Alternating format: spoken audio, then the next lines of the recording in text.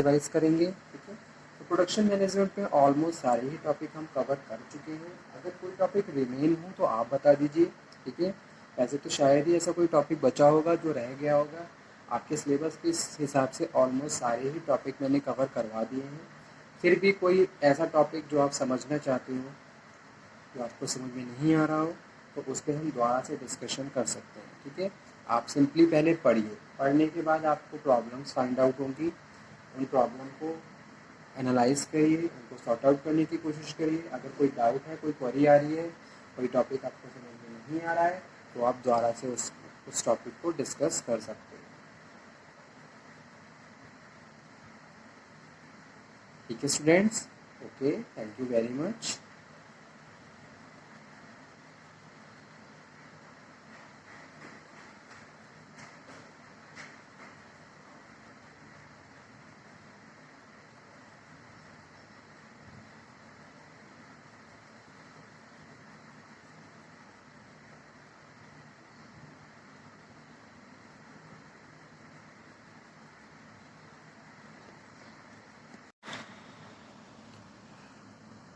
Hello everyone, welcome back on my YouTube channel. Production management में आज हम revise करेंगे लाइन बैलेंसिंग। तो लाइन बैलेंसिंग का टॉपिक हम ऑलरेडी डिस्कस कर चुके हैं। आज इसको दोबारा से हम रिवाइज करने जा रहे हैं। तो जिस जिस स्टूडेंट ने ये टॉपिक पहले अटेंड ना करा हो, वो इस बार ज़रूर अटेंड कर ले, ठीक है। तो स्टार्ट करते हैं। प्रोडक्शन मैनेजमेंट में लाइन बैलेंसिंग का क्या मतलब होता है। So let's cover. Line balancing is also known as assembly line. Line balancing को असेंबली लाइन भी कहा जाता है, ठीक है। और it is arranging of production line. Production line को अरेंज करना ही लाइन बैलेंसिंग या फिर असेंबली लाइन, ठीक है। प्रोडक्शन क्या होता है? इनपुट्स को आउटपुट में कन्वर्ट करना with the appropriate method of process, that is production, ठीक है। प्रोडक्शन मैनेजमेंट क्या होता है? इनपुट्स को आउटपुट में कन्वर्ट करना with the appropriate method, and there must be proper planning, ठीक है, शेड्यूलिंग एंड कंट्रोलिंग। तो इस पूरे एंटायर जितना भी प्रोसेस मैंने आपको बताया, ठीक है, इनपुट को आउटपुट में चेंज करना है, और इनपुट को आउटपुट में चेंज करने के लिए आप प्रॉपर प्लानिंग कर रहे हो, और हर एक फंक्शन की शेड्यूलिंग कर रहे हो और कंट्रोलिंग कर रहे हो, ताकि आप मिनिमम कॉस्ट में क्वालिटेटिव गुड्स को प्रोड्यूस कर सको। तो ये एंटायर जो भी प्रोसेस है, इसको हम प्रोडक्शन मैनेजमेंट कहते हैं, ठीक है। तो ये क्या है? ये प्रोडक्शन मैनेजमेंट है। अब लाइन बैलेंसिंग असेंबली लाइन क्या है? ये arranging of production line. Production line मतलब प्रोडक्शन के जितनी भी फंक्शंस हैं, जो भी रिक्वायर्ड फंक्शंस हैं, जैसे किसी एक इनपुट को आउटपुट में कन्वर्ट करने के लिए 10 स्टेजेस से पास करना पड़ता है, ठीक है। अब 10 स्टेजेस पे अलग अलग उनके सब फंक्शंस होंगे। तो इन सब का प्रॉपर शेड्यूलिंग, इन सब का प्रॉपर अरेंजमेंट, कि भाई पहला स्टेप कौन सा होना है, दूसरा स्टेप कौन सा है, तीसरा स्टेप कौन सा है, और उनमें कौन कौन से फंक्शंस परफॉर्म करने हैं, तो इसी को ही हम असेंबलिंग लाइन कहते हैं, ठीक है। तो इसी को ही it is arranging of production line. Line balancing is arranging of production line so that there is an even flow of production, ताकि प्रोडक्शन का प्रॉपर फ्लो होता रहे। जैसे कि अब 10 वर्क स्टेशन है, 10 वर्क स्टेशंस को चलाने के लिए वहाँ पे विद इन टाइम जो भी इनपुट्स है वो पहुँच जाने चाहिए। जैसे कि वर्क स्टेशंस अरेंज किए गए 1 से लेके 10 तक, ठीक है। फर्स्ट की रिक्वायरमेंट है फर्स्ट प्लेस पे, फिर सेकंड प्लेस पे कौन सा वर्क स्टेशन होगा according to the process, second पे उसको लाया जाएगा। इस तरीके से आप क्या करोगे, उसको उनको शेड्यूल कर रहे हो। अब प्रोडक्ट वर्क स्टेशन ए पे पहुंचा, वर्क स्टेशन ए पे उसके रहने का टाइम, कितने टाइम में उसको प्रोसेस करना है, और प्रोसेस करने के बाद नेक्स्ट स्टेशन तक पहुंचा देना है। तो इस तरीके से अरेंजमेंट ही लाइन बैलेंसिंग होता है, ठीक है। From one work station to next, so that there are no delay of any work station, ताकि किसी वर्क स्टेशन पे डिले ना हो, और किसी वर्क स्टेशन की वजह से दूसरे वर्क स्टेशन का काम भी ना रुके, ठीक है। तो ऐसे पूरा प्रोसेस चलता रहता है प्रोडक्शन लाइन में या प्रोडक्शन डिपार्टमेंट में। गुड्स एक स्टेशन से दूसरे स्टेशन पे, दूसरे से तीसरे पे, और जितने भी वर्कर्स काम कर रहे हैं उनका जो जॉब है वो परफॉर्म करते रहते हैं। ठीक है, तो इसी को प्रोडक्शन लाइन या फिर असेंबलिंग लाइन बोलते हैं या फिर लाइन बैलेंसिंग बोलते हैं। So appointment of sequential work activities into workstations order to gain high utilization of labor and equipment. ठीक है, and therefore minimum ideal time and minimum cost. तो ये प्रोसेस ही लाइन बैलेंसिंग है। अब इसके ऑब्जेक्टिव्स क्या होते हैं? अगर मैं लाइन बैलेंसिंग की बात करूं तो एक प्रोडक्शन मैनेजर लाइन बैलेंसिंग का कॉन्सेप्ट फॉलो क्यों करता है, क्या उसकी नीड है, क्या उसके मेन ऑब्जेक्टिव्स होते हैं। सो फर्स्ट वन ऑब्जेक्टिव होता है minimisation of total amount of time. Total amount of time को मिनिमाइज करने के लिए आप प्रॉपर प्लानिंग करके चलते हो। आप उस प्लानिंग को सक्सेसफुली आप इम्प्लीमेंट करते हो अलग अलग वर्क स्टेशंस पे।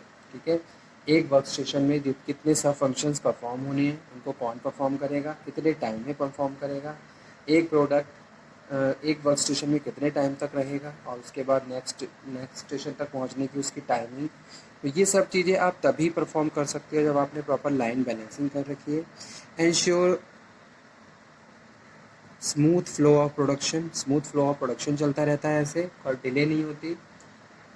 Determine optimum no work station and activities, maintain morale of workers, workers का मोरल बिल्डअप रहता है, बूस्टअप रहता है। ठीक है, तो ये भी एक इम्पॉर्टेंट चीज़ है, इम्पॉर्टेंट फंक्शन है किसी भी ऑर्गेनाइजेशंस के लिए।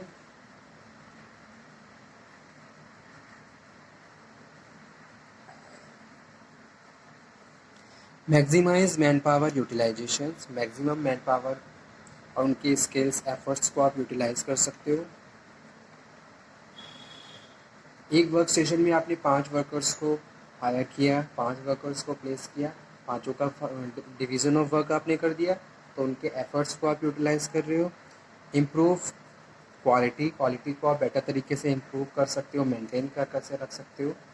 और बेटर सुपरविज़न, और इस तरीके से प्रॉपर सुपरविज़न रहता है सुपरवाइज़र का, और सुपरवाइज़र को भी कोई कन्फ्यूज़न नहीं होता है, उसको प्रॉपरली पता है एक वर्क स्टेशन में कितने लोग काम कर रहे हैं और उनका क्या क्या जॉब है।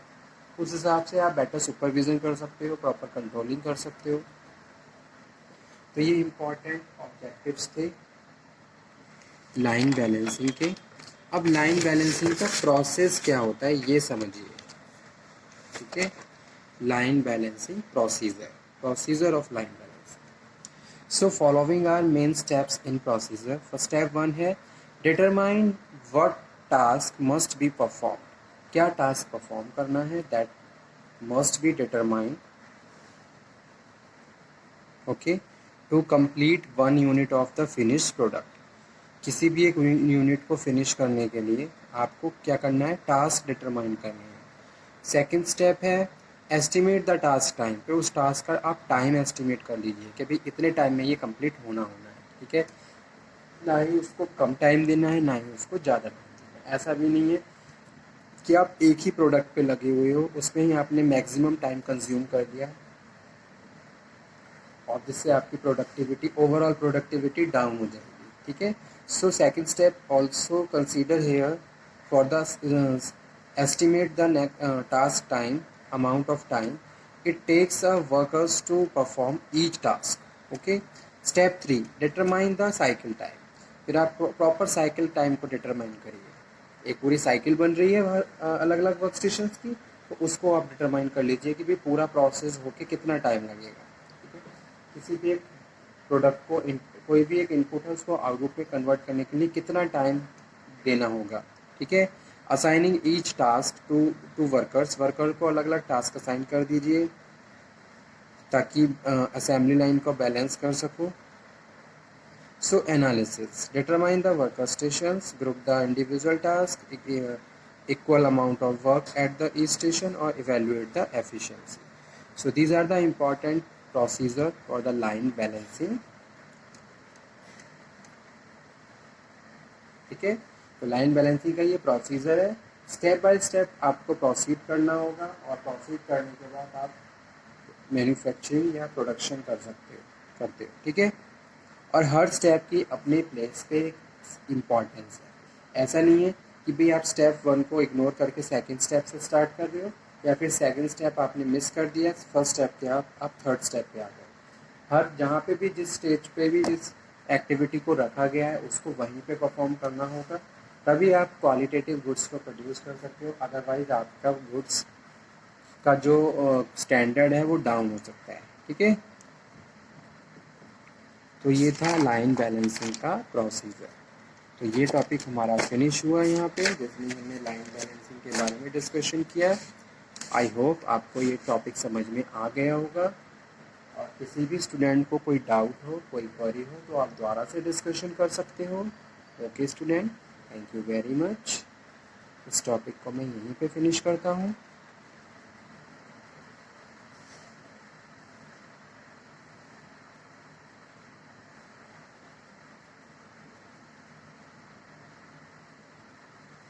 नेक्स्ट लेक्चर में फिर से बात करेंगे प्रोडक्शन मैनेजमेंट के एक नए टॉपिक पे, उसको हम दोबारा से रिवाइज करेंगे। ठीक है, तो प्रोडक्शन मैनेजमेंट में ऑलमोस्ट सारे ही टॉपिक हम कवर कर चुके हैं। अगर कोई टॉपिक रिमेन हो तो आप बता दीजिए।